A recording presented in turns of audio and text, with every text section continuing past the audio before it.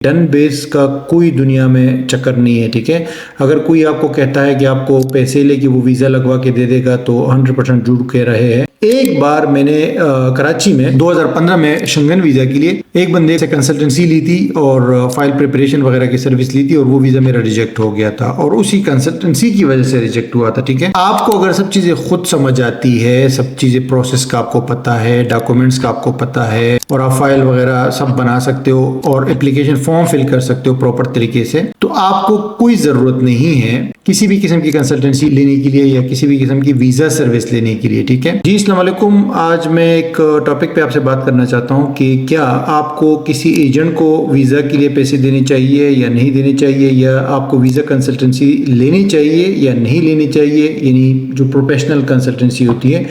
कुछ तो agent type की कंसल्टेंसी होती है कि जो कुछ लोग आपको कहते हैं कि हम आपको वीज़ा लगा के दे देंगे, हम इतने पैसे दे दें या डन बेस पे कर देंगे। पहली बात तो ये है कि भाई कि देखिए, डन बेस का कोई दुनिया में चक्कर नहीं है। ठीक है, अगर कोई आपको कहता है कि आपको पैसे लेके वो वीज़ा लगवा के दे देगा तो 100% झूठ कह रहे हैं। कोई भी गारंटी के साथ काम आपका वीज़ा का नहीं कर सकता और न ऐसा पॉसिबल है, न एम्बेसी के अंदर इस तरह की सेटिंग्स होती है, स्पेशली जो बड़ी कंट्रीज़ है, कनाडा, यूरोप और अमेरिका, यूके वगैरह। तो इस चीज़ को तो भूल जाए। अक्सर लोग मुझे रब्ता करते हैं, कहते हैं कि यार मेरे 10 लाख रुपए ज़ाया हो गए, मेरे 5 लाख रुपए का फ्रॉड हो गया मेरे साथ। और फिर जब हम कंसल्टेंसी के लिए छोटे मोटे उनसे फ़ीस मांगते हैं तो उस टाइम पे वो रोना शुरू हो जाते हैं कि हमें तो ऑलरेडी फ्रॉड हो चुका है। तो भाई, आपके साथ जब फ्रॉड हो रहा था उससे पहले आपने आना था, फ्रॉड के बाद मत आया करे। क्योंकि पहले आपको, जब आप 5 लाख 10 लाख एजेंटों को या टर्न बेस वालों को देते हो तो उस टाइम जो है आपको इन चीज़ों का ख्याल नहीं होता, लेकिन बाद में जब आपसे 10-20 हज़ार कोई कंसल्टेंसी की फ़ीस मांग ले तो उस पर आपकी जान चली जाती है। तो कहने का मकसद ये है कि डन बेस वाला कोई चक्कर नहीं होता। और आप जो है ना, सबसे पहली बात तो ये कि जो प्रोफेशनल कंसल्टेंसी है उसकी आपको ज़रूरत है या नहीं है। मेरे ख्याल से आपको ज़रूरत नहीं है। अगर आपको सारी चीज़ें खुद समझ आ जाती है, आपको सारी चीज़ों की नॉलेज है, तो कोई ज़रूरत नहीं है। मैं पर्सनली अगर मैं आपको बताऊं तो मैंने कभी भी कंसल्टेंसी किसी से नहीं ली है, स्पेशली गोरो से मैंने ली है इमिग्रेशन के पर्पज़ के लिए 1-2 बार। लेकिन वीज़ा के लिए मैं यहाँ पे मैं विजिट वीज़ा की बात कर रहा हूँ, क्योंकि जो बिजनेस इमिग्रेशन है या जो बड़ा आपकी इन्वेस्टमेंट वगैरह है तो उसके लिए तो मेरे ख्याल से लेनी चाहिए, इवन कि आपको सब चीज़ों का पता भी हो, क्योंकि प्रैक्टिकल ग्राउंड नॉलेज जो है वो अपडेट होती रहती है।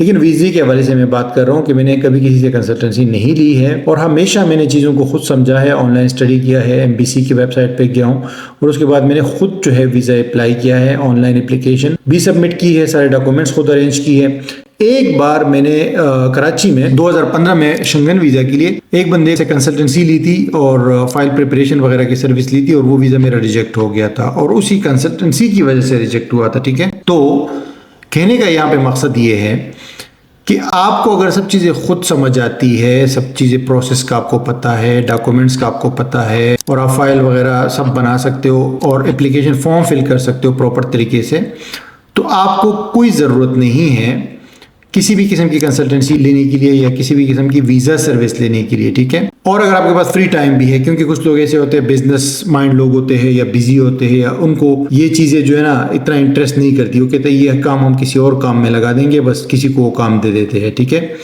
तो वो बंदा भी सर्विस ले सकता है या कंसल्टेंसी ले सकता है। लेकिन नॉर्मली आपको ज़रूरत नहीं है, जैसे मैंने कहा मुझे ज़रूरत नहीं है, तो आप खुद जो है जाए, क्योंकि आपकी एप्लीकेशन आपकी अपनी है। आपसे बेहतर कोई कंसल्टेंट आपकी वीज़ा एप्लीकेशन को नहीं जानता, आपकी सिचुएशन को नहीं जानता, आपका जो बैकग्राउंड है उसको आपसे बेहतर कोई नहीं जानता। तो बेहतर यही है कि सब चीज़ें खुद करें, किसी को पैसे देने की ज़रूरत नहीं है, ना कंसल्टेंसी लेने की ज़रूरत नहीं है और ना वीज़ा सर्विस लेने की ज़रूरत है आपको।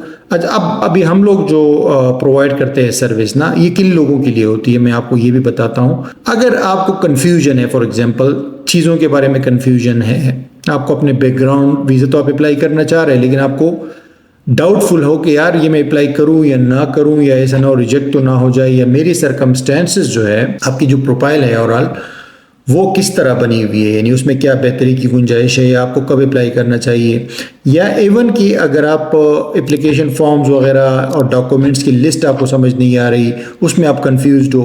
क्योंकि अगर आपसे गलती हो जाती है तो वो फिर छोटी सी छोटी गलती आपकी वीज़ा के रिजेक्शन में आती है सामने ना।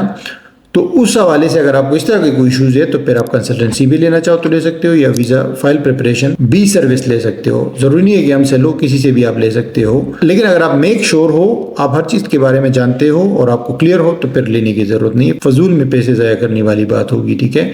लेकिन अगर आपको कन्फ्यूजन है, आपको समझ नहीं आ रही है, तो गलती की गुंजाइश अगर आप नहीं चाहते तो फिर किसी प्रोफेशनल बंदे से जो कि ऑलरेडी उसके अपने वीज़े लगे हो, ये काम कर रहा हो और इसकी नॉलेज उनको हो, ठीक है। तो हमारे पास जो लाजमी बात है, मैं आपको पता है कि मुझे दुनिया के जितने भी बड़े कंट्रीज है उसकी वीज़े एक बार नहीं मल्टीपल टाइम्स, यानी कनाडा, अमेरिका, यूके, शेंगन, तो मैंने खुद वीज़े ली है। तो हमारे पास, मेरे पास भी और हमारे पास जो टीम है, जो दूसरे हमारे पास एक्सपर्ट्स है, उनकी भी इस तरह सारे कंट्रीज़ के वीज़े लगे हुए हैं और उनको पता है कि कौन सी मिस्टेक नहीं करनी, किस तरह आपने जो है ना इंटरव्यू की प्रिपरेशन वगैरह के लिए। तो ये इस वीडियो में सिंपल ये मैसेज था कि भाई अगर आपकी सब चीज़ें समझ आपको आती है तो लेने की ज़रूरत नहीं है कंसल्टेंसी या वीज़ा सर्विस, और अगर नहीं आती, आपको डाउटफुल है, तो आप ले सकते हो, हमसे भी ले सकते हो। हमारा ये व्हाट्सएप नंबर है, इस पर हम वीज़ा कंसल्टेंसी भी देते हैं।